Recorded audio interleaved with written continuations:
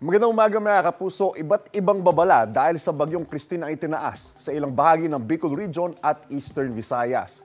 Ayon sa Pag-asa, may red rainfall warning po sa Northern Samar at Catanduanes. Seryoso po ang banta ng baha at landslide sa gitna ng masamang panahon. Orange rainfall warning naman po sa Sorsogon at Camarines Sur. Mataas din po ang tsansa ng baha at ng landslide. Isinalalim naman po sa yellow rainfall warning sa Albay at ilang panig ng Masbate at may rainfall advisory naman po sa Iloilo, Antique, Aklan, Capiz, Guimaras, Negros Occidental, Negros Oriental, Siquijor at ilang bahagi ng Cebu. Maging mapagmatsyag po tayo sa paligid sa gitna ng masamang panahon.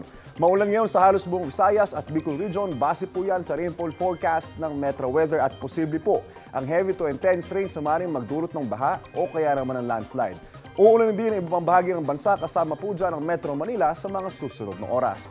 Namataan po ng Pag-asa ang sentro ng bagyo sa layong 390 km silangan po ng Virac, Catanduanes. Sa ngayon mga kapuso, may lakas po yan 65 km per hour at bugsong aabot po sa 80 km per hour. Kumikilos po yan pakaluran sa bilis na 15 km per hour. Paalala mga kapuso, stay safe and stay updated. Ako po si Anjo Pertiara. Know the weather before you go. Para mark safe lagi, mga kapuso.